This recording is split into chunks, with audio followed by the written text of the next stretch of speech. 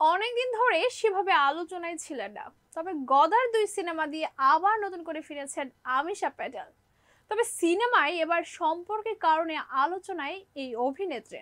খবর, হিন্দুস্তান টাইমসের অনেক দিন ধরে বলিউডে কাজ করলেও সেভাবে আমিশাকে ঘিরে প্রেমের গুঞ্জন শোনা যায়নি। তবে এবার তাকে দেখা গেল দুবাইয়ের শিল্পপতি নির্মাণ বিরলার সঙ্গে। অন্তর্জালে তাতে বেশ কয়েকটি ছবি প্রকাশ্যে এসেছে। অন্তরঙ্গে এই ছবি নিয়ে চলছে জোর চর্চা। একটা ছবিতে দেখা গেছে আমিষাকে বাহুডোরে আগলে রেখেছেন নির্বাণ।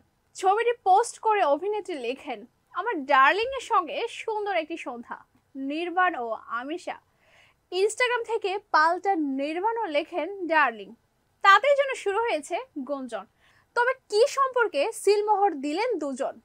কেবল প্রেম নয়, চর্চা চলছে নির্বাণ ও আমিষের বয়সের পার্থক্য নিয়েও। অভিনেত্রীর বয়স যেখানে ৪৯, নির্বাণ মাত্র ৩০। অনেকেই ইতিমধ্যে অভিনেত্রীকে শুভেচ্ছা বার্তা দিতে শুরু করেছেন, কিন্তু আমিষা এই প্রসঙ্গে এখনো কোনো আনুষ্ঠানিক ঘোষণা দেননি। গত বছর গদার ২ বক্স অফিসে ঝড় তুলেছিল, তবে এরপর আর সেভাবে অভিনেত্রীকে পর্দায় দেখা যায়নি। চলতি বছর মুক্তি পায় আমিষা অভিনীত সিনেমা তওবা তেরা জালওয়া। তবে ছবিটি একেবারে সাড়া ফেলতে পারেনি।